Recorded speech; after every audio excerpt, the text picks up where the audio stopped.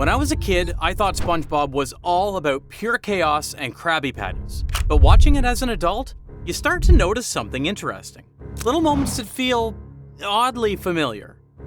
And then you realize this happens a lot, especially in the first 3 seasons. In fact, SpongeBob has been quietly recreating scenes from centuries of art, literature, and storytelling. I still can't believe how much precision is hidden amidst the slapstick, something that most people would never expect from a Nickelodeon cartoon. Everyone knows SpongeBob loves absurd bits. But what most people don't realize is that the show often borrows its jokes straight from some of the most iconic movies ever made. You guys are probably familiar with this one. In Graveyard Shift, SpongeBob and Squidward are stuck working the night shift. And just like any slow, boring night shift, you start to notice the scary stuff.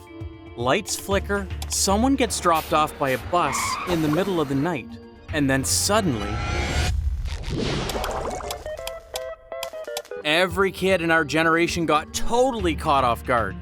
But that's not just a random vampire. It's Count Orlok from the 1922 silent German horror film Nosferatu, which is a rip-off version of Dracula written by the famous Bram Stoker. And what's also interesting is that this scene came straight from the movie. They just put it in there as a final shot for the episode and added the smile. The writers just loved making these kind of scenes, didn't they? Especially for the Halloween specials. Because this isn't the first time they do it. I Was a Teenage Gary also had some classic horror references. That scene, be it as uncomfortable as it is a direct parody of a werewolf transformation. It comes from a movie called An American Werewolf in London, but the title itself is a play on another werewolf movie called I Was a Teenage Werewolf. Yeah, there were lots of werewolf references in this episode, which I already covered in another video quite some time ago. Click here if you want the full story. Looking back, no wonder these scenes are creepy. They're actually proven on a big screen way before these kids are even born. But do you know what's also old and scary? Of course, that line is a direct reference to the iconic opening song from Ghostbusters. I ain't afraid of no ghosts. Now, sometimes the references aren't always scary. Some are just weirdly heartwarming. Like this one from Fear of a Krabby Patty. I'll always be with you, right here. A scene of a glowing fingertip followed by a heartfelt goodbye. Most of us would just get weirded out by that scene. And yet, there's something strangely emotional about it. A hallucination about Patty telling SpongeBob he'll always be in his heart. Which, I'm sure that is true, but turns out, this scene is actually a perfect recreation of E.T.'s final moment. A very important moral story about how good friends will do whatever is best for each other, even if it means saying goodbye. What a sad story. And what else better to accompany it than the sad note from the world's smallest violin? That joke actually comes from Reservoir Dogs. It's the world's smallest violin playing just for the waitresses. In Tarantino's film, this scene actually serves as a sarcastic line mocking fake sympathy, which is also what Krabs does in Squilliam Returns. He doesn't care a single speck about Squidward's sad story, he just wants Squilliam's money. And right when you think it's going to stay wholesome, SpongeBob pulls out this reference for the ending of Spongehenge. The camera dramatically shows a ruined, crusty crab after SpongeBob's long time gone. A near identical framing to Planet of the Apes when Charlton Heston finds the fallen Statue of Liberty. It's grim, surreal, and completely unexpected from a Nickelodeon cartoon. What's wild is how quick these moments just slip in. Sometimes just 2 or 3 seconds, but they connect SpongeBob to 100 years of cinema history, to which SpongeBob writes many love letters. Some of these love letters are pretty obvious. In Karate Island, Sandy shows up wearing a bright yellow tracksuit, the exact same one Uma Thurman wore in Kill Bill. But here's the twist. Kill Bill itself was already paying homage to Bruce Lee's 1978 martial arts classic, Game of Death. In both films, the hero ascends a high tower, fighting a new opponent on each floor, and Sandy does exactly that. It's a perfect homage, just like clams. Almost there! That's it! This whole episode is basically Jaws meets Moby Dick, right down to the score. Mr. Krabs becomes an obsessed fisherman, hunting the giant clam that stole his precious dollar. A giant blue-lipped clam ate me millionth dollar! Even the title card mimics the Jaws poster exactly, except the shark is now a clam and the woman is a floating dollar bill. It's truly peak SpongeBob humor. Take something terrifying, replace the human stakes with something stupidly trivial, and suddenly, it's even funnier. But not every SpongeBob parody is obvious, because just when you think you've caught the pattern, the next reference comes from somewhere completely different. In the episode Texas, SpongeBob quotes the famous line from The Wizard of Oz, "There's no place like home." Remember, there's no place like home. But instead of a girl in ruby slippers, it's about a sponge trying to cheer up a homesick squirrel. Wish I was back in Texas. A Pal for Gary is also a surprising homage to 1984's Gremlins. This is no ordinary pet. Gary's gonna be so happy. SpongeBob adopts a strange, adorable, fluffy creature from a suspicious vendor. The seller literally warns him he's not what he seems. Especially around other pets.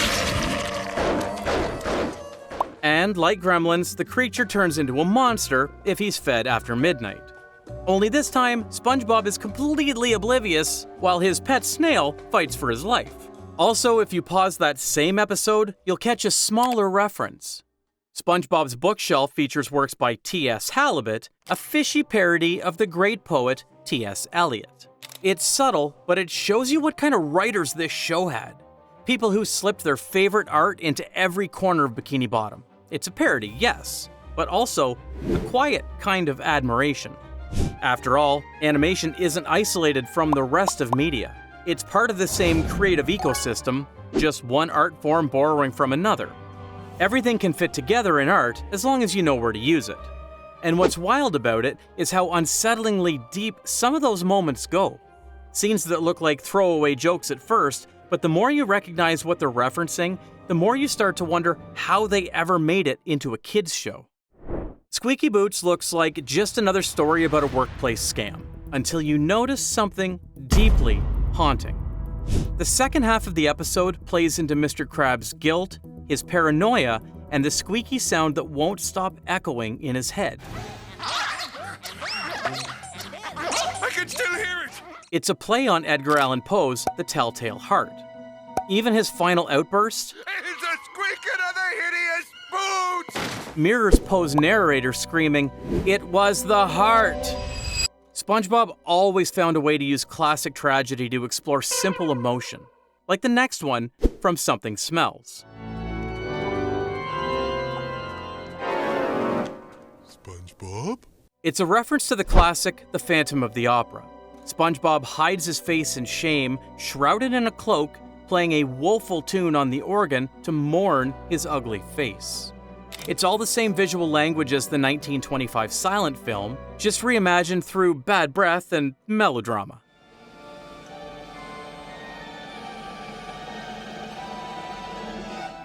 But the show doesn't stop at books and films. Sometimes they go as far as to reach into fine art itself.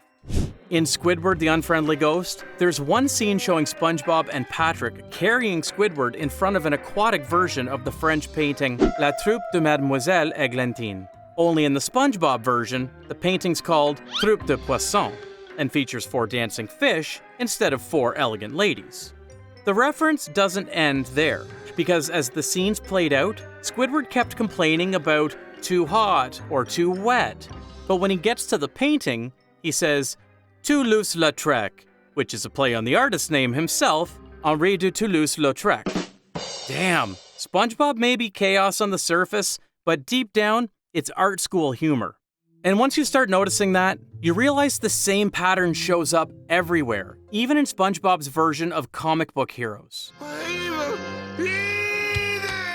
As you can guess, our senile underwater superheroes are loving parodies of Batman and Robin, mixed with a touch of Aquaman and Aqualad. I mean, just look at the costumes, the lair, the invisible boatmobile, all straight out of Silver Age comics. And what's cool is that these episodes don't mock superheroes, they celebrate them, in the same way the writers celebrated every other piece of pop culture they loved. And speaking of deep cuts, here's one that's borderline ridiculous. In Big Pink Loser, Patrick has a life dream of defeating the giant monkey man and saving the 8th dimension.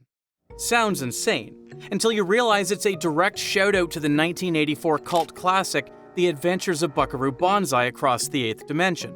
The titular 8th dimension was a key part of the plot of Buckaroo Banzai, and it also featured a race of villainous aliens who called all humans Monkey Boy. It's such an obscure movie that most adults didn't even catch it, but somehow, SpongeBob's writers did. This kind of admiration spills into the show's musical references too. The episode Krabby Road and A Life in a Day is a play on Abbey Road and A Day in the Life, two legendary Beatles records. There's even the Yellow Album, a SpongeBob record named after the Beatles' White Album. Because why shouldn't Bikini Bottom have its own discography? Sometimes the references are smaller, a single line like a light bulb joke in Squirrel Jokes. Hey, why does it take more than one squirrel to change a light bulb? Because they're so darn stupid. The joke is borrowed from another classic, Raising Arizona. How many Polacks take to screw up a light bulb? I don't know, Glenn. What? Nope, takes 3. And just when you think you've caught them all, a stranger one shows up.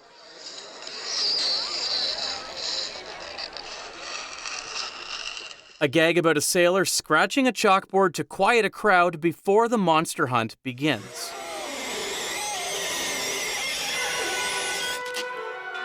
That's from Jaws again, only this time, the sailor just wants to know where the bathroom is. In the back. Thanks.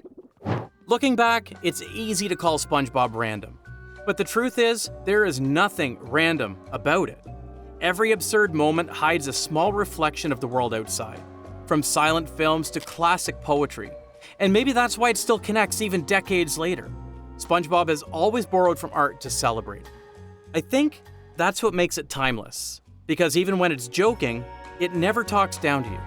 SpongeBob trusts that somewhere inside all of us, there's still a kid who loves stories, who wants to laugh, and who recognizes real art even when it's wrapped in nonsense. And maybe that's why even Plankton fits. In my previous video, I talked about how Plankton is failing on purpose, because deep down, he has something much darker going on. But to see that full story, you gotta watch the video yourself. I'm not gonna spoil it here. It's the perfect companion to this one. See you on the next dive.